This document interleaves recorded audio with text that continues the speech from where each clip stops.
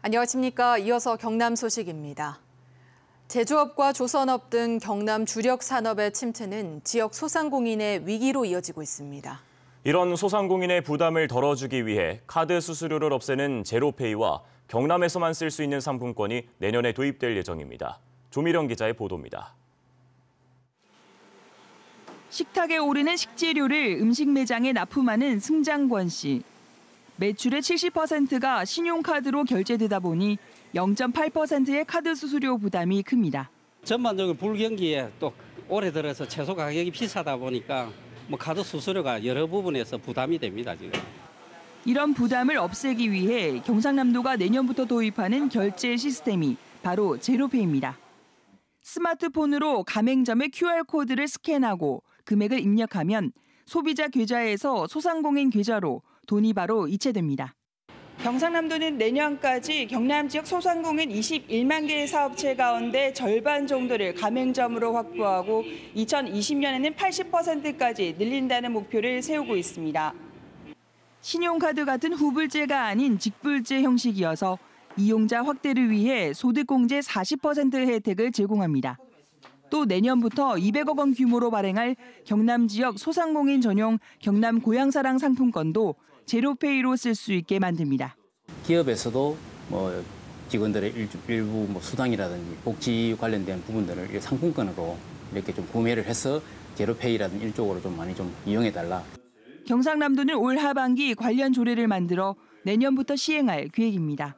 KBS 뉴스 조미령입니다. 한국판 블랙 프라이데이를 만들겠다며 시작한 코리아 세일 페스타가 지난 주말 끝났습니다. 하지만 여전히 상인들은 효과가 없다고 하고 소비자들 대부분은 행사가 열리는지 알지도 못하는 경우가 많았습니다. 박상현 기자입니다. 코리아 블랙 프라이데이로 시작해 올해 4년째를 맞은 코리아 세일 페스타. 그러나 백화점들은 자체 세일 기간이 더 긴데다 할인 품목도 더 많습니다. 시기도 추석 연휴 뒤여서 행사보다는 초가을 계절적 효과가 더 크다는 분석입니다. 이러다 보니 굳이 코리아 세일 페스타에 참여하지 않는 유통업체도 생겨나고 있습니다. 경남에서 하나뿐인 이 면세점은 코리아 세일 페스타에 참여하지 않았습니다. 저희 자체적으로 우선 할인 행사를 진행을 했었지만 사격 선수권 대회 때가 오히려 더 매출과 고객 부분에 대해서 더 많이 영향이 있었던 것 같습니다. 전통시장은 더 냉랭한 반응입니다. 산업통상자원부가 공식적으로 지원한 전통시장은 수도권에만 7곳. 분위기를 만드는 관련 행사도 서울에서만 열렸습니다. 이러다 보니 지역 상인들은 관심조차 없습니다. 백화점 같은 경우는 브랜드에서 어느 정도 DC를 해주고 이래 해가 되는데 이런 데는 그게 아니잖아요. 그리고 코리안 페스티벌에 아무 그거 없습니다. 소비자 역시 코리아 세일 페스타에 대한 인식이 낮은 가운데 행사가 열리는지조차 모르고 있습니다. 한국에서도 블랙 프라이데이를 하려고 한다 해서 본 적은 있는데 자세히 보진 않았어요. 상인과 소비자, 어느 한쪽에서도 긍정적인 평가를 받지 못하는 코리아 세일 페스타. 효용성에 의문이 제기되는 이유입니다. KBS 뉴스 박상현입니다. 구치소 이전 문제를 놓고 거창 지역민들이 수년째 갈등을 빚고 있는데요.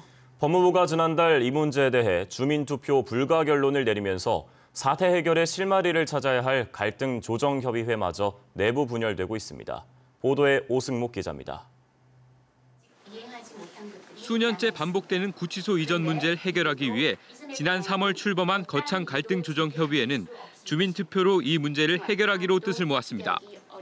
하지만 법무부가 구치소 이전 여부는 주민투표 대상이 아니라고 결론 내리면서 파행은 더 심해지고 있습니다. 구치소 이전을 주장하는 협의회 소속 위원들은 이 같은 결론을 거부하고 나섰습니다. 해당 사안이 국무조정실의 25개 갈등 과제에 포함된 만큼 투표 등으로 주민 의견을 좀 더 수렴해야 한다는 이유입니다. 재차 한번 법무부 입장을 가지고 청와대나 총리실 입장을 재확인한 다음에 또 갈등의 부분들을 해소해 가자는 겁니다. 이에 대해 구치소 이전에 반대하는 일부 위원들은 위원직 사임과 협의회 해산을 주장하며 맞서고 있습니다. 지역 주민들이 오랜 갈등에 지친 만큼 이젠 법무부 결정을 받아들여 문제를 끝내야 한다는 겁니다.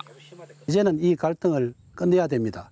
법무부에서 주민투표 불가 방침을 내린 만큼 거창군과 의회에 맡겨 이 결정에 따르도록 하겠습니다. 갈등을 풀고 해법을 찾아야 할 갈등조정협의회마저 삐걱대면서 거창구치소 이전 문제는 해결 실마리를 좀처럼 찾지 못하고 있습니다. KBS 뉴스 오승목입니다. 14선언 11주년 방북단에 경남에서는 행정부지사가 참가해 남북교류 사업 6가지를 추진하고 있다는 소식 전해드렸는데요. 인근의 부산시도 남북교류 사업을 적극 추진하고 있습니다. 장성길 기자가 설명합니다. 오고돈 부산시장이 전국 지자체장을 대표해 지난 4일부터 2박 3일간 평양에서 열린 14선언 11주년 기념행사에 공동대표 자격으로 참석했습니다. 오 시장은 방북 일정 가운데 북측 고위 관계자를 만나 부산시와 북한의 남북교류 5가지 사업을 제안했습니다. 먼저 해양 수도 부산의 이점을 살려 항만과 수산 분야에 공을 들였습니다. 부산과 인천, 포항 등 남측 7개 항과 남포와 나진 등 북측 7개 항을 아우르는 한반도 항만 물류 도시 협의체를 구성하자고 제안했습니다. 통일 시대를 대비해 북측 해역 해양 생태계 조사의 필요성도 설명했습니다. 한국해양대와 국립수산과학원 등 부산의 자원을 활용하면 내년 하반기에 실제 조사 착수도 가능하다는 입장입니다. 부산 쪽에도 남북 교류 협력과 관련된 여러 가지 기구라든지 또 앞으로 기본적인 방향을 더 구체화하는 문제에 대한 연구라든지 이런 부분을 좀 본격적으로 스마트시티 사업에서 가능성도 확인했다고 밝혔습니다. 부산의 IT와 영상 인프라에다 국가 스마트시티 건설 경험을 녹이면 부산에서 주도적으로 진행할 수 있다는 겁니다. 이런 분야는 그 경제 제재나 이런 것과 상관없이 서로의 생각과 기술과 구상을 교류하는 것이기 때문에 아마 이 부분을 제일 쉽게 시작할 수 있는 협력 분야로. 여기다 남북 영아인 교류와 내년도 유라시아 청년 대장정의 북측 경유에 대한 협조를 받는 것도 부산시 독자적으로 추진하겠다고 밝혔습니다. KBS 뉴스 장성길입니다. 외국인들이 우리말을 배울 때 발음과 존댓말이 가장 어렵다고 합니다. 올바른 한글 강의를 통해 우리말을 배우는 현장을 KBS 영상뉴스팀이 취재했습니다. 예, 한국 노래 할 수 있어요. 한국 노래 할 수 있어요. 한번 불러볼까요? 축하해요. 한 번 더 시작. 축하해요. 시작. 건강하게 키우세요. 잘하셨어요. 서울에 살아요. 하세요. 하세요. 은느는 하는.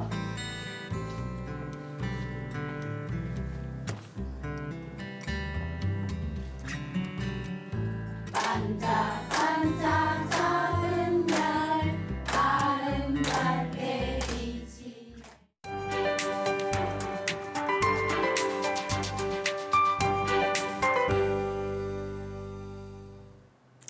밤사이 기압골이 통과하면서 경남 지역의 하늘빛도 흐려졌습니다.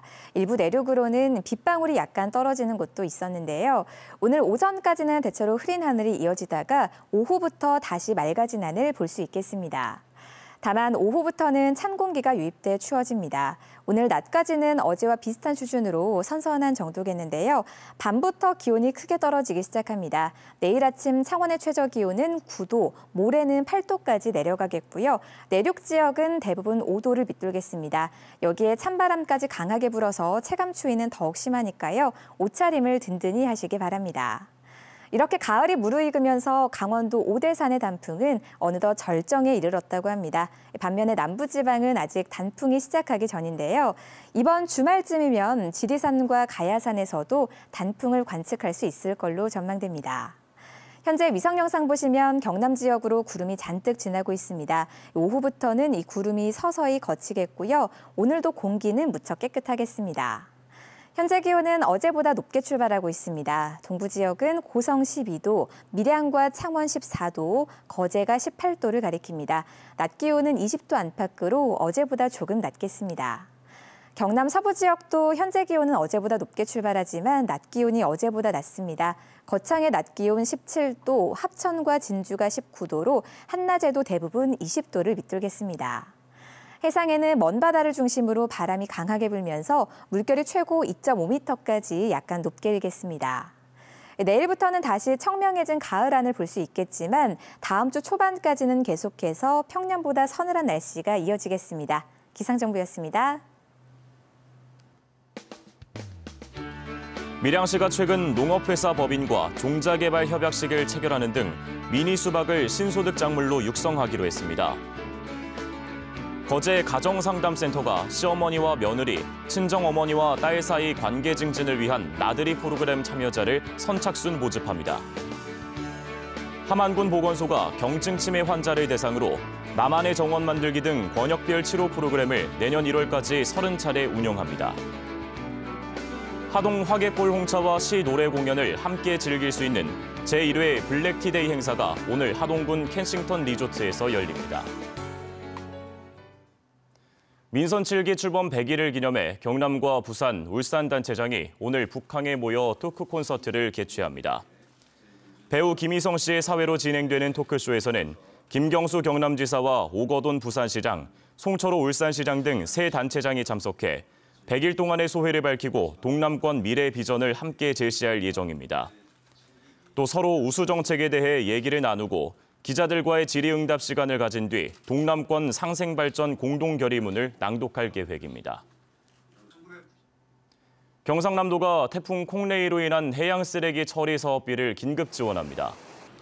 경상남도는 남강댐과 낙동강 하구뚝 개방으로 도내 해양 쓰레기가 550톤 발생한 것으로 추정된다며 남해군에 6천만 원, 창원과 거제시에 각각 2천만 원을 지원한다고 밝혔습니다. 경상남도는 해양 쓰레기로 인한 선박 입출항과 어업 피해 등 2차 피해를 예방하기 위한 조치라고 설명했습니다. 창원시의 지난달 관광객이 137만여 명으로 올해 누적 방문객 1,000만 명을 넘겼습니다. 창원시는 지난달까지 누적 방문객이 1,073만 4천여 명으로 2018 창원 방문에 해 관광객 유치 목표인 1,500만 명의 72%를 달성했다고 밝혔습니다. 지난달 15일까지 열린 세계사격 선수권 대회에 선수와 관람객 등 4만여 명이 창원 국제사격장을 찾았고 가을 축제인 마산만 날제에 15만 2천여 명, 동읍 무전마을 코스모스 축제에 10만여 명이 다녀간 것으로 집계됐습니다. 사천시 의회가 한국항공우주산업 카이를 위한 항공정비와 MRO 사업비 등 예산 지원책을 다시 논의하기로 했습니다. 사천시 의회는 이번 제226회 임시회에서 미국 공군 고등훈련기 수주에 탈락한 카이 지원 대책 등을 논의할 계획입니다. 앞서 사천시 의회는 지난달 카이 고성공장 신축 저지 결의안을 채택하면서 추경 예산에서 증액된 용당 일반 산업단지 MRO 관련 예산 15억 원을 전액 삭감한 바 있습니다. 경남지방경찰청이 집회 현장에서 집회 참가자, 시민 간 소통 창구인 대화경찰관 제도를 확대 시행하기로 했습니다. 대화경찰관은 집회에서 참가자와 경찰 간 대치를 중재하고 소음과 교통 문제 등 시민 불편 사항을 해결하는 역할을 하게 됩니다. 경남 지역 대화경찰관은 경남경찰청과 23개 경찰서 93명으로 구성됐으며 대화경찰관은 집회 현장에서 형광색으로 된 조끼를 착용합니다. 창원에서 수소차를 사려는 시민들의 열기로 보급 공고가 나자마자 바로 마감됐습니다. 창원시는 보조금을 지급하는 방법으로 올해 상반기 수소차 34대를 보급했고 민원인들의 요구에 하반기 113대를 보급하기로 했는데 지난 1일 공고를 내자마자 바로 마감됐습니다. 창원시는 다음 달 수소차 충전소를 한국전기연구원 인근에 추가로 설치하고 내년에 수소차를 200대 이상 보급할 계획입니다. 현재 수소 1kg 가격은 8,000원 선으로 수소 1kg으로 100km가량을 달릴 수 있고 수소 6kg 충전에는 5분가량이 걸립니다. 뉴스를 마칩니다. 시청해주신 여러분 고맙습니다.